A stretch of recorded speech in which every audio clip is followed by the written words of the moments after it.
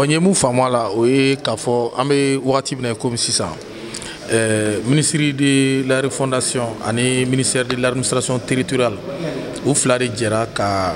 parti politique ni société civile mo wele, ou document mon gland, document mon kono, ni jamana deunga tableau no ye en refondation culturellement, ani jamana rebe se ka sinsin tout comme na ka jamana barka. Donc an me korole muna no ko ye bonya ani ñogo gashisi ani ñogo deme no solidarité ani ñogo kunafunia donc o mi me jamana en kono donc gouvernement be fait ko de la ñini sigi a no korola donc o document glan o de kama ka tabolo chama fo no ko nga valeur korolo ye munu tumbe fo la no tuye maldian ere parce que ni a jate mine les années 60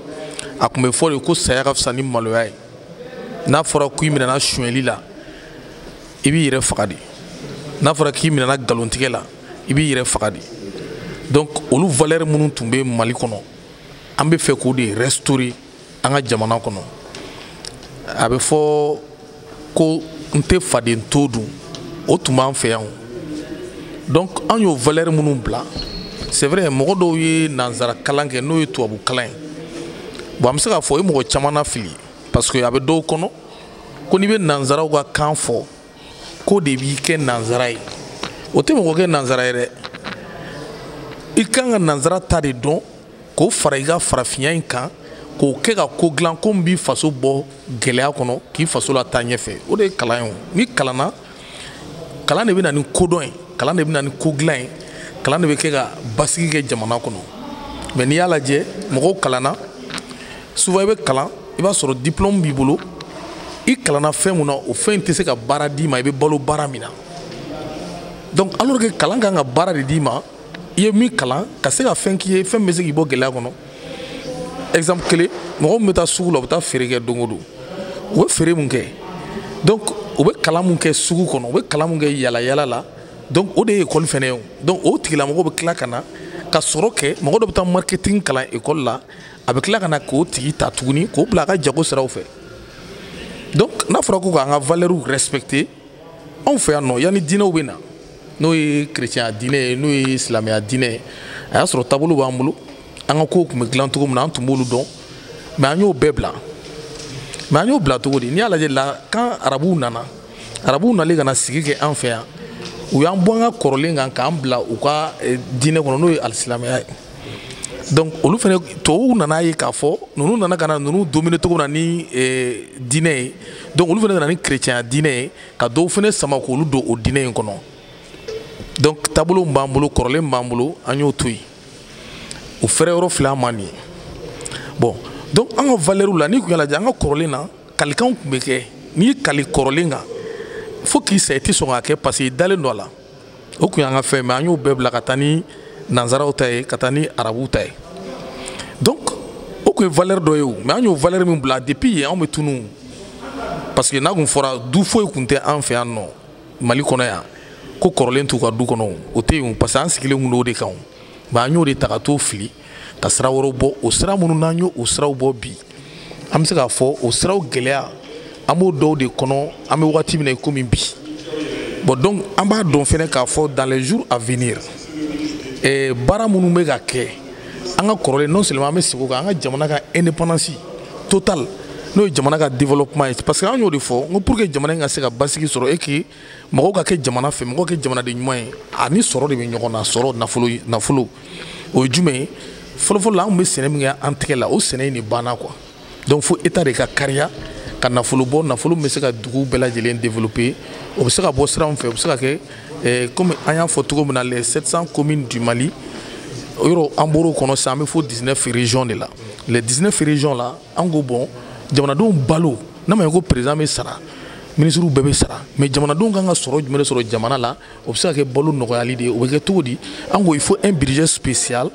pour accompagner l'agriculture ka sɛnɛ bilasira o bɛ kɛ cogo di an ko région u ka village mugan kɛ village agricole ye bon milliard 2 bɛ di u bɛɛ lajɛlen ma u bɛ baara kɛ u bɛ sɔrɔ kɛ donc o fɛnɛ kɔnɔna la danbe bɛ segin a nɔ la parce que adamaden o adamaden ko kɔngɔ b'a la a ka danbe tɛ se ka dafa donc fo ka balo de sabati au village agricole on a créé dans chaque région 20 villages agricoles dans chaque région au dugu muga ine o de be ke sababu ye do be pomme de terre ke do be ku ke do be wuso ke do be malo ke do be nyo ke do be sakamara ke do be mishimara ke donc jamana be joni o akilina onde imana ke ika jamana fe togo togo ni kongo bila madula jugu yo de donna kasroka na fulu blakana kasroka dine blakana kasroka mene wa alibi o dine ko imbe sena alibi o misiri jo be sena alibi o chrétien so be jola o ta bali k'a fɔ ko an tɛ se ka tiɲɛ fɔ bon donc fo an ka culture fana changer n'a ma ka dɔ wɛrɛ ta ka bɛn ni kɔrɔlen ka bɛn ni kura min n'an donn'o kɔnɔ k'an ka danbe a n'an ka laadaw fo an ka se k'olu fana dilan ka bɛn ni o de ye soit an ka kɔrɔlen an bɛ segin o ma.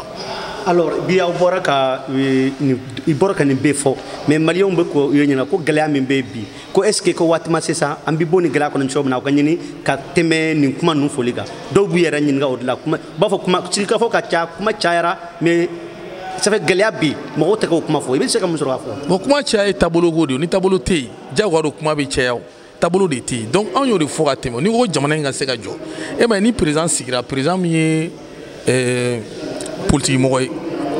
jamanadenw b'i ta parce que tu as un projet de société i bɛna jamana jɔ ni hakilina min i bɛ taa ni o de ye donc ni transition fana nana transition fana kan ka projet dɔ dilan projet min bɛ jamana bɔ gɛlɛya kɔnɔ o problème de bɛ transition na. Gɛlɛya bɛ transition kan bi programme de tɛ yen. programme t'u bolo.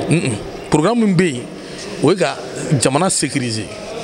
armée bɛ k'o kɛ ça c'est déjà très bien. armée b'a ka o dɔrɔn de wa programme. non voilà armée de bɛ armée an bɛ guerre dɔ de kɔnɔ o ye armée ka rôle de ye armée b'a ka rôle kɔnɔ bi minɛn min b'a jɛ u ye minɛn sɔrɔ minɛn bɛ ka ɲini baara bɛ ka kɛ jamana taabolo ka ɲi bon o tɛ fɔlɔ yan maintenant programme économique et politique o de bɛ échec la économique. politique au fila de man donc faut qu'au fila de rétablir programme économique au jumɛn c'est vrai partenaires tun bɛ Mali kɔnɔ yan o partenaires ninnu quelle était leur vision parce que olu bɛ fɛn d'i ma k'a sɔrɔ k'i kuru parce que u bɛ fɛn min d'i ma o b'i minɛ ni o de ye bon donc n'a ma ye k'an y'olu gɛn quel programme économique il faut mettre en place donc o baara fɔlɔ o ma kɛ o taabolo b'an jɛ bon na problème économique ni i ko ko sɔrɔ ka se ka développer. Donc qu'est-ce qu'il faut faire? Domingo ka se ka sabati an bɛ urgence min kɔnɔ qu'est-ce qu'il faut? D'abord fɔlɔ min kan k'o kɛ o ye les 19 régions du Mali malo sukaro tulu donc i ka entrepôt dayɛlɛ pour que balo o bɛ se ka nɔgɔya cogo min na mais état de b'a san 2 milliards par région ça fait à peu près 38 milliards. o se b'an ye wa? n y'a de f'i ɲɛna ka tɛmɛ wari ye papier de ye wari ye bɛnkan ye n'o ye papier ye mais sanu pétrole, gaz, uranium, ala y'o d'aw ma ka dugukolo jukɔrɔ k'a k'o de bɔ k'aw yɛrɛ balo donc o de garantie bon o de anw kan k'o de bɔ bi k'o kɛ garantie pour que stabilité fila sigi stabilité fɔlɔ o ye baloko stabilité stabilité filanan o ye stabilité économique donc les opérateurs économiques aujourd'hui minnu ka wari bɛ trésor kɔnɔ n'u bɛ état financer n'u bɛ état accompagner bon olu de kan ka garantie in de kan ka ta sisan k'o kɛ k'o di olu ma c'est vrai on a des difficultés parce que mɔgɔ b'an ka nafolo dilan n'o ye français an n'o bɛ ɲɔgɔn na donc a kan ka fɛn fɛn di bi a b'a bolo don a kɔnɔ de donc an ka an sigi o kan k'a fɔ anw ye kɛlɛ kɔni wuli mais kɛlɛ min wulila komi jamanadenw déjà maliyɛnw mɔgɔ ma fɛn o faamu maliyɛn na maliyɛn plus par kɛmɛ o kɛmɛ maliyɛn 80 o bɛ jago de kɛ maliyɛn 80 o b'a yɛrɛ de bolo 20 o de bɛ état bolo n'o ye fonctionnaire ani minnu yɛrɛ bɛ marché kɛ état ka système kɔnɔna la mais mɔgɔ min t'o kɔnɔ o de ka ca c'est pourquoi a mana gɛlɛya cogo o cogo maliyɛnw b'u yɛrɛ bɔ cogo dɔ la bon donc o de force ye a to d'ale embargo kɛlɛ Mali kan les gens n'ont pas trop senti parce que mɔgɔw gulonnen tɛ état la kosɛbɛ ni ka sɔrɔ hali maliyɛn gulonnen don état la k'a fɔ ko à un certain niveau kurantigɛ min bɛ yen bi a tɛ ku mɔgɔ la o mais maliyɛn a mana ɲagami cogo o cogo mɔgɔ min bɛ se k'i débrouiller a yɛrɛ mɔgɔ min bɛ dɔ k'a yɛrɛ et puis mɔgɔw sigilen don a kan fasodenya patriotisme bɛ maliyɛn den na o bɛ yen bi n ye min f'i ɲɛna an ka culture in dɛ o min yɛlɛmana donc an taara culture wɛrɛ mun na an ma se ka fɛn de dilan ka bila o nɔ la an min bila ka taa ni dɔ in ye an ma se k'o de kɛ f'an k'o de rétablir bi pour que an ka se k'an yɛrɛ sɔrɔ bon o tɛ se ka kɛ cogo si la tant qu'an ma stabilité économique kɛ ka tila an ka village ninnu ka se ka balo kɛ k'a nɔgɔya parce que i b'a jateminɛ ni président ka fonds ye 150 millions ye assemblée ta ye 35 millions ye primature ta ye 75 millions ye mais jamanadenw jasilen kan ka malo bɔrɔ 2 sɔrɔ kalo o kalo o bɛ sɔrɔ cogo di c'est l'état qui doit financer ces secteurs agricoles office bɛ yen an ka faladabolow bɛ yen donc ni état olu accompagner ko olu financer donc il va être bolo be stabiliser parce que kana do soro jamana la malo boro den fla koni par mois ni état ye malo jigi ka sukoro jigi ka tulu jigi mais au shit ça ka fene ka soro au programme ta o to IBB ka logoti usine créer aujourd'hui à Kayoro la Bourguinais donc avec a fenu do créer à Senfe avec a séné développer à Émile l'agriculture règle sur au be kuye mouye c'est pour que et bologo asi ake tienga parce que ni a dit armée fleni ni armée bla kelen yefe ni a bla bologo nyefe ni a bla kalango nyefe ils ont le temps le courage pour faire ce travail là convenablement donc on me romna bi on ngo sabari fene bla en place kalanko et seneko kenako déjà ministre de la santé kuna no sorasi donc olu berga nga ke bi ame gelam ngono crise mi ngono bi parce que kulunge manga ke ni rodamo la parce que adamadi ya resikelo no olu de ka ni ame ki président jamana de bi donc faut que jamana de ga kenako ka baloko ka kalango faut que le stabiliser et puis anga culture fene corona la tukuni ou quand vous janto ministère de l'éducation na ko nununa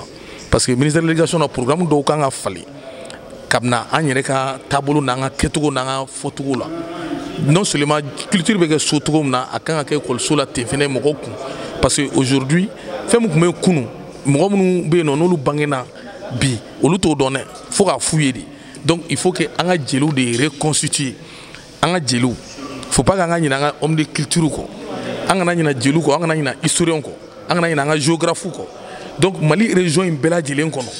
ou quand on a olu mogo nous de voir que Mali histoire ka a sebe ka do faraga parce que feno be no munu dogolo no feno be no munu masebe feno be munu mafo donc faut que olu beri bla en place pour que mo jamana do mesaka na fasoro to muna ni kuma munu ni obe senabi no e ka jamana de mal de segi ayrema parce que ni go souveraineté d'abord abe damene fin damadon la yere don ani ga segi ga na fulu gla yere iga segi bologo sabati yere donc nan sera ko damado sorobi en filɛ min kɔnɔ bi an bɛ bɔ kɔnɔ sɔrɔdasiw bɛ ka baara min kɛ n'o ye ka dugukolo minɛ ka di Mali ma n'o ye an ka souveraineté o de ye jamana yɛrɛ fɔlɔ ye parce que mɔgɔ si tɛ se k'o di mɔgɔ ma ni armée tɛ donc o de y'a to bi armée ka kokɛta a bɛnnen don mɔgɔw ma ni dalilu mun ye parce que u bɛ ka dugukoloko kɛlɛ min kɛ ni ka sɔrɔ dugukolo in bɛɛ tun y'an ta ye tesa wɔtɛ ni minɛli bɛɛ bɔra a kalama donc u nalen ka culture falen ka hakilinaw falen donc o de y'a to u sera n'anw donc bi minnu kɛlen don ka muruti olu yɛrɛ t'a dɔn u bɛ kɛlɛ min kɔnɔ donc il faut que an ka segin an yɛrɛ ma an ka valeur k'a fɔ ko maliyɛnw ye couleur dama Mali kɔnɔ couleur caman de bɛ yan mɔgɔ finman bɛ yan mɔgɔ jɛman bɛ yan mɔgɔ nɛrɛman bɛ yan arabu bɛ yen tamasɛki bɛ yen bamanan bɛ yen kɔrɔbɔrɔ bɛ yen maraka bɛ yen comme siya caman bɛ yen tuguni donc il faut pas k'an ka ɲinɛ o valeur de kɔ i ka valeur ye mun ye o y'i ka danbe n'i ka taabolo kana ɲugu i yɛrɛ la parce que ko dɔ bɛ mɔgɔ bɛ to k'a fɔ ɲɔgɔn ɲɛna ko tubabukan mais tubabu t'an ka siya kɔnɔ mais an bɛ to k'a fɔ ko tubabukan mais an t'an ka kan fɔ ne fɛ n'i bɛ jateminɛ kɛ i t'a fɔ ko tubabu ka kan k'i bɛ fierté kɛ n'o ye i bɛ fierté kɛ n'i faso kan de donc moi je pense que o kan minnu ni an y'o ta k'o kɛ an ka constitution kɔnɔ bi parce que développement bɛ daminɛ kanw de la donc kan damadɔ taara k'a fɔ olu y'an ka langue nationale ye transition y'o baara min kɛ o ɲɛna o maintenant n ye kuma fila min fɔ ni baara kan ka k'o kan bi o de ye économie o ye politique de ye jamanadenw gɛlɛyani minnu b'an cɛla bi ka sensibilisation kɛ terroristes ni attaque minnu bɛ ka kɛ olu ko ninnu olu bɛɛ ye faamuyabaliyaw de ye et puis n bɛ conseil mun di transition ma aujourd'hui denmisɛnninw filɛ ils sont galvanisés même mɔgɔkɔrɔbaw k'a fɔ qu'ils sont prêts à rentrer dans l'armée pour défendre le pays o mun bɛ ka kɛ bi u kana kɛ parce que denmisɛnnin caman de bɛ ka taa ka segin k'u tɛ k'a sɔrɔ donc u k'a kɛ recrutement massif ye n'an bɔra guerre la les secteurs agricoles la an b'o de développer donc n'an bɔra guerre la dɔrɔn minnu bɛ fɛ ka démobiliser ka taa secteur agricole kan o b'a sɔrɔ état ye village agricole caman créer région bɛɛ kɔnɔ donc u bɛ bɔ arme na u bɛ t'u yɛrɛ sɔrɔ secteur agricole kɔnɔ dɔw bɛ bɔrɔ dilan dɔw bɛ sɛnɛ kɛ dɔw bɛ usine kɔnɔ donc o de ye emploi donc an b'u réorienter vers d'autres secteurs donc il faut que état k'o programme dilan parce que kɛlɛ bɛ ban ni kɛlɛ banna sɔrɔdasi caman min bɛna taa nin ye u kan ka bila min office ka bon k'anw kan ka hali jɔ yen